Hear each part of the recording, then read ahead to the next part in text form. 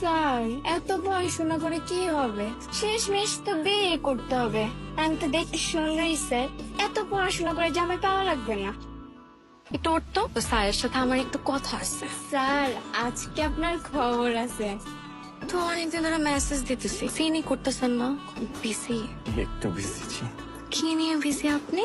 তাকে না, আশেপাশে কত কাজ থাকে। তোর কাজের খেতা পুরি। তোর সাথে প্রেম করবি না কেন বল? প্রেম করবো তো, করবো। তাইলে বল আই লাভ ইউ। আমি এক্ষুনি আমার বাপকে ডাইকা চিল্লাই বলবো যে তুই রুমের মধ্যে জোর করে দরজা আটকে আমার সাথে করতে চাইছো। তুমি কি বলে এগুলো? তোমার সাথে কখন করতে চাইলাম? আব্বা গো, I love you হাজারবার I love you। I love you. বলতেছিলাম কি, মানে আমরা যদি অন্য কোথাও যাইতাম, মানে যেখানে আমাদের কি কেউ না দেখে। কি ব্যাপার জান? চল তুমি আর আমি রুম দিতে চাই, যেখানে আমাদেরকে কেউ দেখবে না। না, কোনো দরকার নেই। এখানেই ঠিক আছে। তোমার জন্য আমার একটা ছেলে দেখতেছি, যদি পছন্দ হয়ে যায় তোমার সাথে আমি বিয়ে দেবো, এটাই শেষ কথা। কি করি? আমার বাবার কোনো বিশ্বাস নাই, যে কোনো মুহূর্তে যে কোনো দিন মুরগির মতন ক্যাক করে বিয়ে দিয়ে দেবে। চল। কোথায় যাবো? কোথায় যাবো মানে? বিয়ে করতে যাবো, এখন বিয়ে করবো। ফ্যামিলি ছাড়া বিয়েটা কি? ফ্যামিলি নিয়ে তোমার এত টেনশন করতে হবে না। তোমার বাবা যদি জান।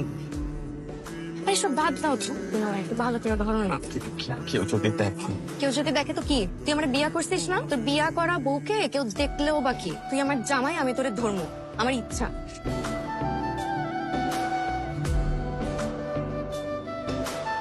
আমি যাবো না মানে যাবো না। কেন যাবা না কেন? 5 মিনিটের মধ্যে ওখানে আসো।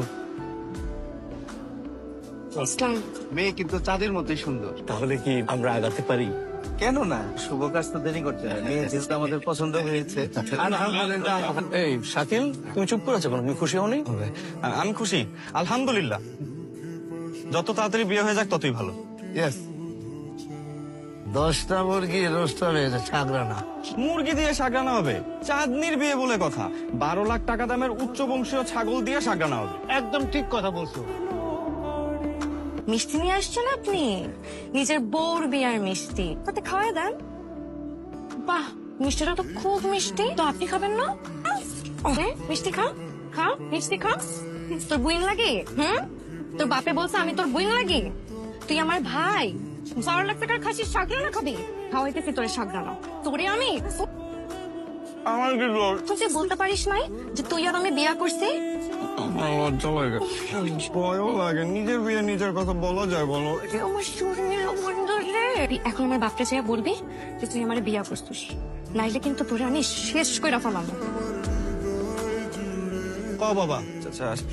চাচা আমি লাইটের কাজটা দেখি। চাচা এই তো তুই তো দেখছো আমি কম চেষ্টা করছি। থাক, তুই কিছু বলিস না। আমি আরেকজনের সংসার করব, আরেকজনের বাচ্চার মা হব। তোর তো শরীরে রক্ত নাই, তুই তো কাপুরুষ। তোর নিজের বউয়ের বিয়া হয়ে যাইতেছে আর তুই এখানে বিয়ার আয়োজনে ব্যস্ত। কিরে মা, কি হচ্ছে তো? আমি তোমাদের কাউকে না জানিয়ে শাকিলকে বিয়ে করে ফেলছি। কি বলতেছিস তুই? না, আমি প্রেগন্যান্ট।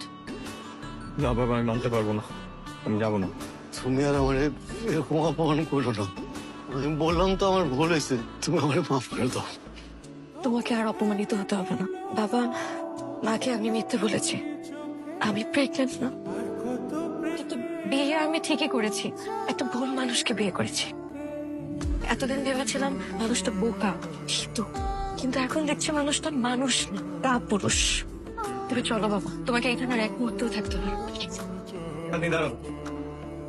আমি কাপুরুষ না। এতদিন আমি বলতে পারি না যে আমি তোমাকে বিয়ে করেছি। আজকে আমি একটা কথা বলবো, আমার বিয়ে করা বউকে আপনি আমার বাসা থেকে নিয়ে যেতে পারবেন।